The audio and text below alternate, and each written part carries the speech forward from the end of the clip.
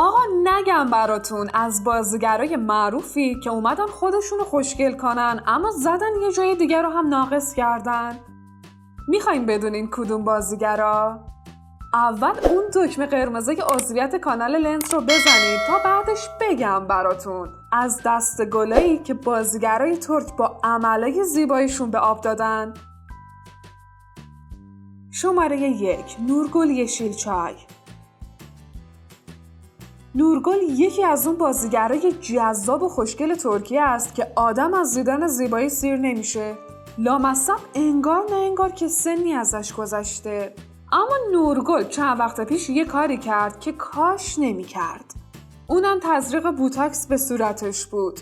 خودش که بعد تزریق خیلی زود پشیمون شد. از اون طرف هم صدای رسانه‌ها و طرفداراش در اومد که بابا نکن از این کارا با خودت. خیلی از کاربرا هم گفته بودن نورگل یه چهره نچرال داره و به قولی اینطوری شبیه پلنگا میشه و فرقی با مردم کوچه بازار نداره. اینجوری بود که این شد اولین بار و آخرین بار نورگل. شماره 2 سونگول اودن.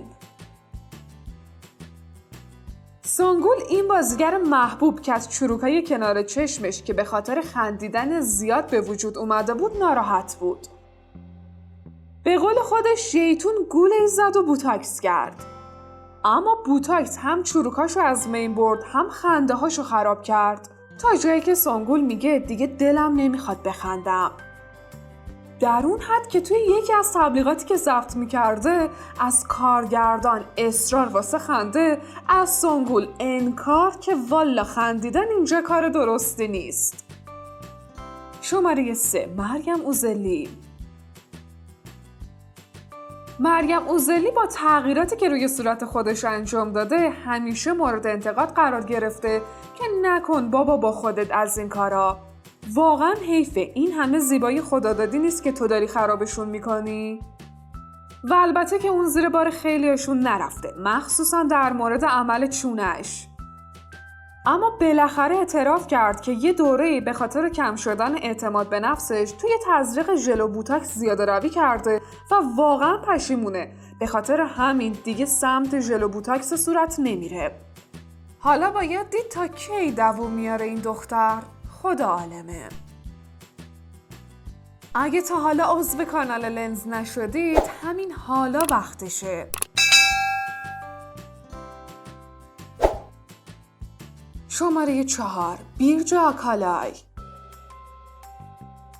جونم براتون بگه که بیرجا تا حالا هر تغییری که روی صورتش داده به زیباییش لطمه‌ای که وارد نکرده هیچ اونو روز به روز جذاب‌تر کرده. خب معلومه که از اونا پشیمون نمیشه. شماره 5 سرکان بوراک تکتاش. سرکان این بازیگر و خواننده معروف ترک که همه اونو با اسم آلیشان میشناسن چند سال پیش تصمیم گرفت با عمل لیپوساکشن چربیای شکمشو برداره تا از شر اون چربیا و اضافه وزنش خلاص بشه. اما چه خلاص شدنی، گل بود به سبزه نیز آراسته شد.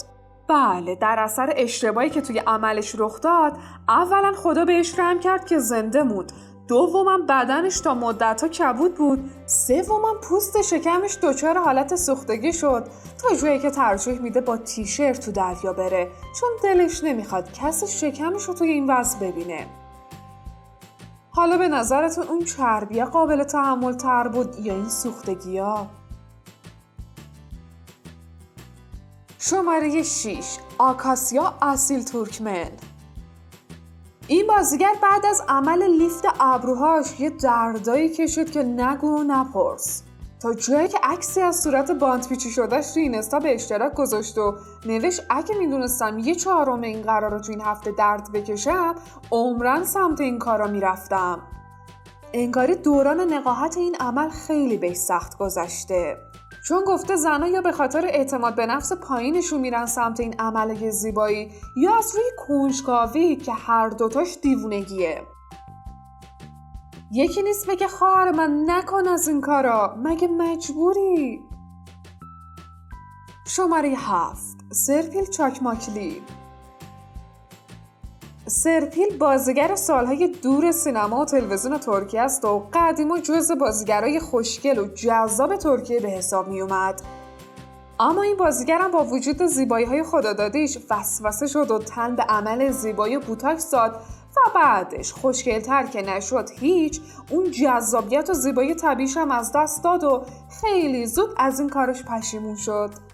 اما افسوس که آب رفته به جوی بر نمیگرده.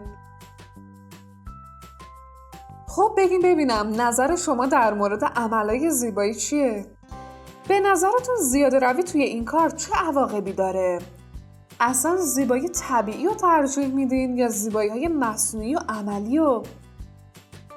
نظراتتون رو با ما به اشتراک بذارین و لایک کردن و دنبال کردن کانال لنز رو فراموش نکنید.